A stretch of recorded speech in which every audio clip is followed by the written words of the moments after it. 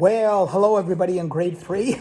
I hope you got through last week okay, and as I promised you, we're going to have a story every week. Look, I have all my chocolates were all ready for you, but I tell you what, I'm going to save them, so when you guys come back, you can always get a couple of chocolates. Anyway, this week, I thought I'd read you, since it's the start of baseball season, or was going to be the start of baseball season, I thought I'd read you another poem, a very famous poem called CaseyAtBat.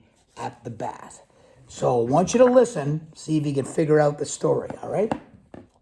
The outlook wasn't brilliant for the Mudville Nine that day. The score stood 4-2 with but one inning more to play. And when Cooney died at first and Burroughs did the same, a pale-like silence fell upon the patrons of the game. A straggling few got up to go in deep despair. The rest clung to the hope which springs eternal in the human breast. They thought if only Casey could get but a whack at that, we'd put up even money now with Casey at the bat. But Flynn preceded Casey and did also Jimmy Blake, and the former was a hootie and the latter was a cake.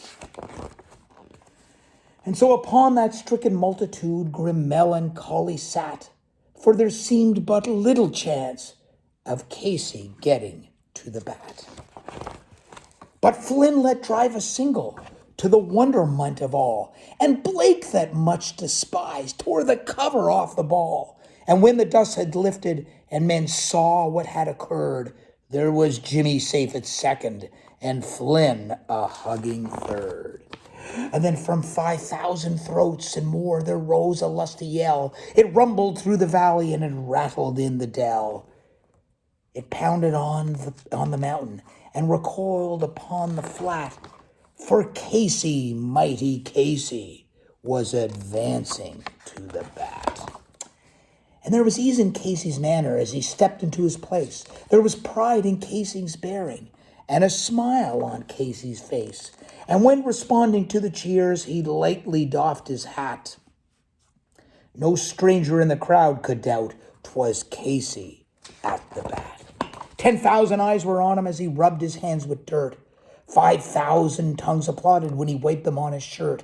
And then while the writhing pitcher ground the ball into his hip, defiance flashed in Casey's eye, a sneer curled in Casey's lip.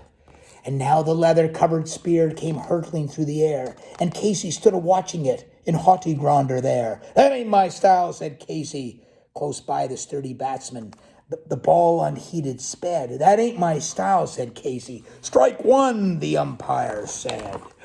From the benches black with people there went up a muffled roar, like the beating of the storm waves on a stern and distant shore. "Kill him! Kill the umpire!" shouted someone in the stand. And it's likely that they'd have killed him had not Casey raised his hand. And with a smile of Christian charity, great Casey's visage shone. He stilled the rising tumult. He bade the game go on. He signaled to the pitcher, and once more the dun's fear flew.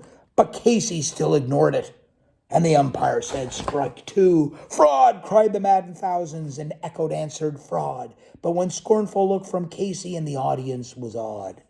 They saw his face grow stern and cold. They saw his muscles strain, and they knew that Casey wouldn't let the ball go by again. The sneer has fled from Casey's lip. His teeth are clenched in hate. He pounds with cruel violence his bat upon the plate. And now the pitcher holds the ball, and now he lets it go. And now the air is shattered by the force of Casey's blow. Oh, somewhere in this favored land, the sun is shining bright. The band is playing somewhere, and somewhere hearts are light. And somewhere men are laughing, and little children shout. But there is no joy in Mudville. Mighty Casey has struck out.